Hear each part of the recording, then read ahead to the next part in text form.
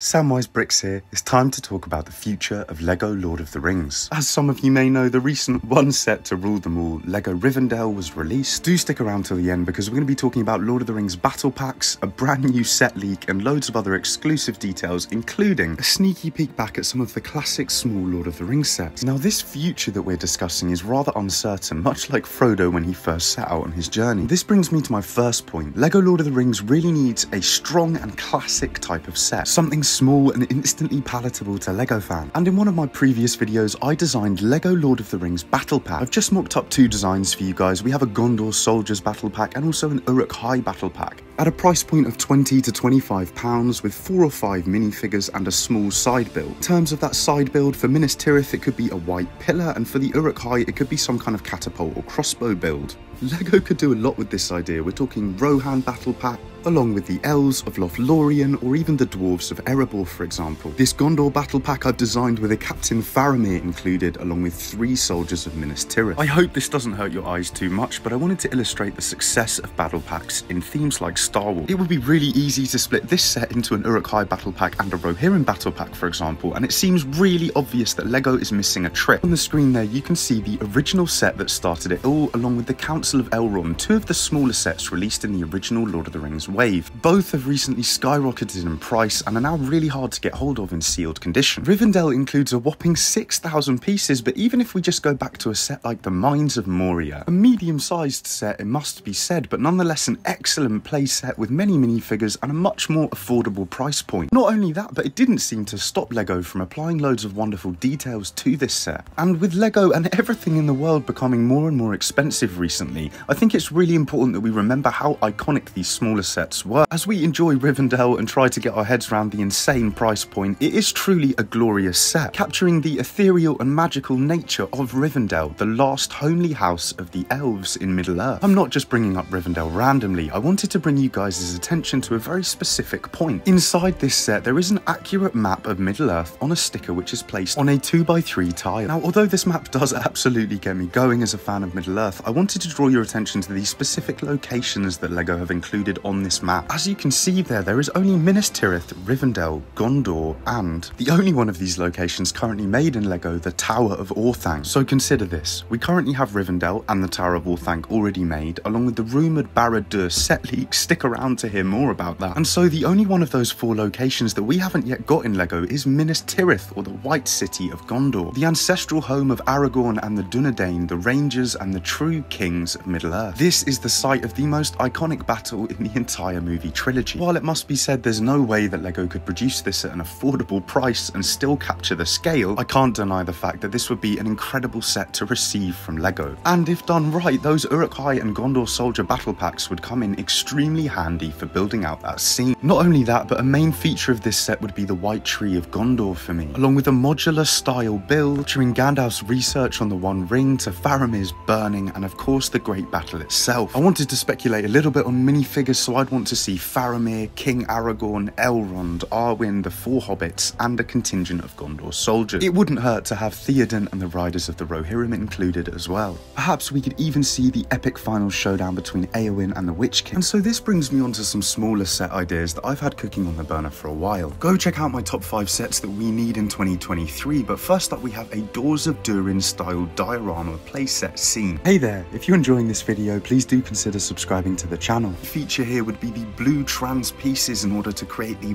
wonderful glowing effect of Durin's door. If it was a diorama style, I'd want to see Speak Friend and Enter, which as you may know in Elvish is Melon. It's one of the most iconic scenes in the whole of the Fellowship of the Ring, and I think it only makes sense to have this and then add it on to the Mines of Moria set. For some gentle minifigure speculation, I'd want to see at the very least Gandalf, Gimli and Frodo, with potentially some other members of the Fellowship present. Also, if Bill the Pony isn't included, then I will boycott LEGO. Another truly iconic moment from the Fellowship of the Ring, the death of Boromir and the Battle of Amon Hen. During this scene, Aragorn faces about 100 orcs with a single sword and his grit, and though certainly a starter battle, it is one of the most iconic scenes in the Fellowship. Now, if you're enjoying this video, please do consider subscribing for more content. I'll soon be doing a wonderful series of these Jonas Cram mocks, and we can see here the beautiful detail he's applied to Amon AMON hen and also the breaking of the Fellowship scene. I think if LEGO combined a sort of hybrid version of this build, it could be truly exceptional, and I'd retail it at about £70 to £100. I'd want this to be more of a playset style set, including Boromir, Aragorn, Legolas, Gimli, Lurtz, and a couple of URUK soldiers. It's pushing the boat, but it would be nice if there were some hobbits in there too. I realise I'm going very strong with the Fellowship of the Ring here, but we also absolutely need something to capture Gandalf and the Balrog's epic battle. "Run, you fools!" Gandalf cries as he descends into the abyss, from which he will emerge as Gandalf the White. LEGO clearly has some pretty good ideas for this set, considering the graphic up on the screen there, and also these mocks designed by very talented LEGO Lord of the Rings fans. My goodness, rest in peace LEGO Bionicle, because take a look at this LEGO Balrog. It's truly something quite captivating. And so without too much further ado, let's keep things moving on now to the future of LEGO Lord of the Rings, the recent brand new set leak, and the new Lord of the Rings movie incoming. Yes, you heard that right, there is a brand new Lord of the Rings movie on the way, The War of the Rohirrim, an animated style exploration of the Kingdom of Rohan. And that seamlessly brings me on to my next point, which is that Rivendell isn't the only Lord of the Rings set on the way. Go check out my full leaks video for the full details, but we're getting a 4,000 piece Barad Dur. Though I must preface this by saying that Rivendell has to sell exceptionally well in order for LEGO to go ahead with this set. Do go back and reread over those details if you're really excited for this, but it's going to be capturing Barad Dur, where the Eye of Sauron scours the land for Frodo and Sam. And wait just a second, because it gets even better than that. It's heavily rumoured that we're going to be getting the first ever Sauron minifigs. I've been calling out for this since the original line retired over 10 years ago, where we only received the mouth of Sauron. Up there you can see the lengths that some LEGO Lord of the Rings fans have been going to try and create their own version of Sauron. But anyways, the set should look something like this, much like the Tower of Orthanc, modular style with a huge rising black tower. Would you like to see this UCS style Barad Dur? I've seen a lot of people complaining due to the size of Rivendell. They really want these smaller sets that I've been mentioning. I'd love to know if you agree with the smaller sets I did mention and what kind of iconic locations you want LEGO to create in Middle-earth. But I must say, it's a beautiful year to have LEGO Lord of the Rings returning and to be receiving the Rivendell set. Though I hope LEGO listens to the need for smaller sets. Check out more LEGO Lord of the Rings content here at the end screen, and please do consider subscribing. This is Samwise Bricks, signing out.